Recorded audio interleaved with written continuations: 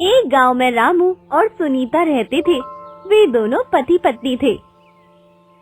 सुनीता सुनो, मैं बकरियां चराने जा रहा हूँ, जल्दी ही वापस आ जाऊंगा। हाँ ठीक है। रामू बकरियां चराने के लिए निकलता है।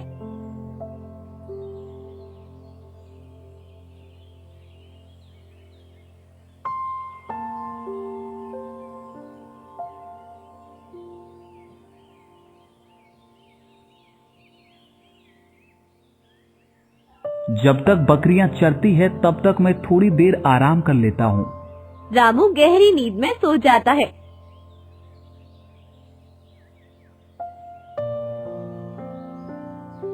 जब रामू की आंख खुलती है, उसके पास सिर्फ 2 बकरियां होती है। अरे, बाकी बकरियां कहाँ चली गई? रामू हर जगह बकरियां ढूंढता है, लेकिन वे नहीं मिलती। दुखी होकर वो 2 बकरियां लेकर घर लौटने लगता है।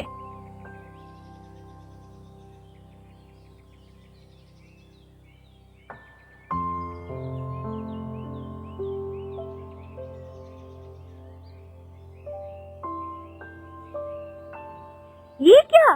बाकी बकरियां कहाँ हैं? जंगल में मेरी आंख लग गई थी, पता नहीं बाकी बकरियां कहाँ चली गई। ये 2 बकरियां मेरे पास घूम रही थी। दूध बेचकर हमारा गुजारा चलता है, अब क्या होगा? रामू और सुनीता बहुत दुखी हो जाते हैं।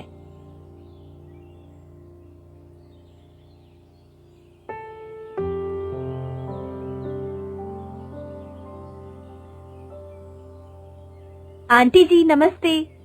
नमस्ते बेटा। आंटी, मुझे माँ ने दूध लेने के लिए भेजा है। बेटा तुझे क्या बताऊं, कल हमारी बकरियां जंगल से चोरी हो गई। हम बहुत दुखी हैं। हमारा गुजारा दूध बेचकर ही होता है। अब ये 2 बकरियां हैं, जिनसे बहुत कम दूध मिलता है। घर चलाना मुश्किल हो गया है। कोई बात नहीं आंटी। रामू बाहर बैठा सोच रहा होता है। हमारे घर का गुजारा दूध से चलता था, अब मुझे लकड़ियां काट कर बेचनी पड़ेगी। रामू कुल्हाड़ी उठाकर जंगल की ओर चल पड़ता है।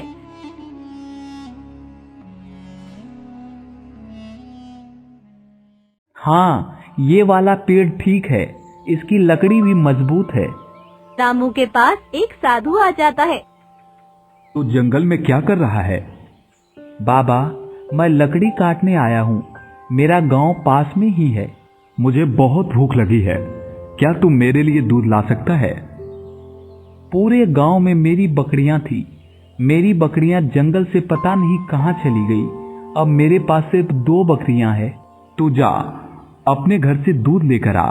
मुझे यकीन है तो खाली हाथ नहीं आएगा। रामू घर की ओर चल पड़ता है।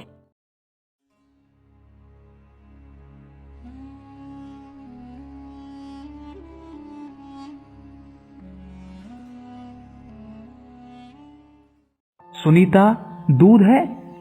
जंगल में साधु को देकर आना है। तुम्हें पता है घर में दूध नहीं है, लेकिन साधु ने मांगा है तो 1 गिलास दूध है, ये ले जाओ। सुनीता रामू को दूध का गिलास देती है। रामू जंगल की ओर निकल जाता है।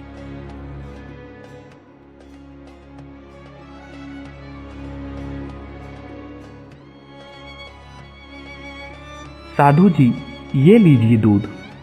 साधु दूध लेकर पीने लगता है। बेटा, ये दूध बेकार नहीं जाएगा।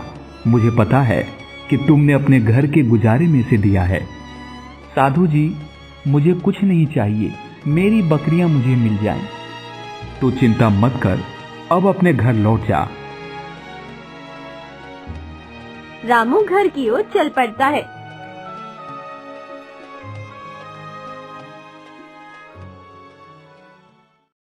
अब क्या होगा? हमें जमींदार को भी पैसे देने हैं। धीरे धीरे हम कहाँ से देंगे?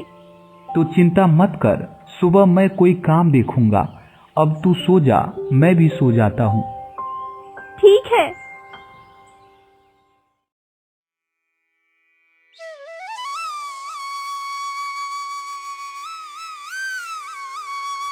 सुबह होती है, एक आदमी जोर से आवाज लगाने लगता है।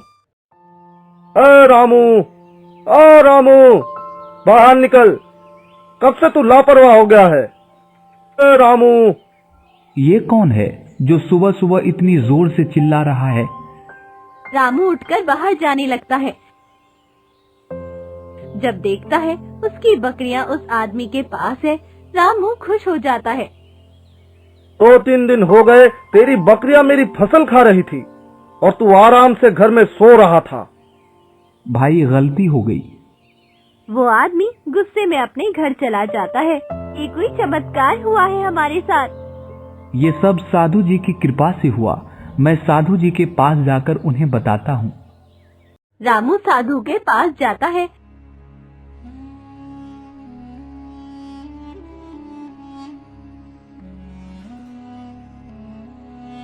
साधु जी, आपकी कृपा से बकरियां वापस आ गई।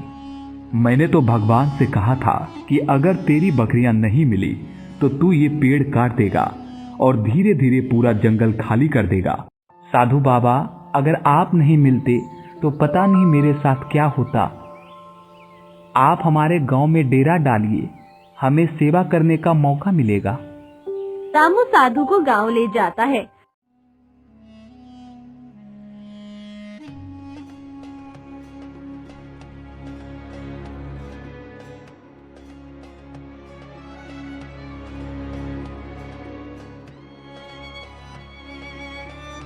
साधु अपना डेरा एक पेड़ के नीचे लगा लेते हैं। साधु बाबा के डेरे के नीचे गांव वाले इकट्ठे होने लगते हैं।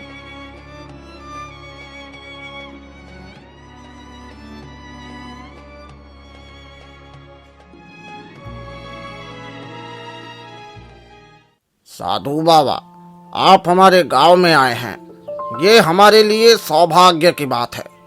हम चाहते हैं कि आप हमें अच्छाई का रास्ता दिखाएं। बच्चों, मैं तुमसे बस एक बात कहना चाहता हूँ। भगवान पर भरोसा रखो और अपने कर्म सच्चे रखो। कभी किसी का नुकसान मत करो। गांव वाले साधु बाबा की बातों से प्रेरित होते हैं। रामू अपनी जिंदगी को बेहतर बनाने के लिए अगले ही दिन से मेहनत करने लगता है। अब लगता है हमारा घर फिर से रोशन हो जाएगा। भगवान की कृपा है कि हमारी बकरियां भी लौट आई और अपनी जिंदगी में सही राह पर चलने का प्रण लेते हैं। सभी गांव वाले साधु बाबा की सेवा करते हैं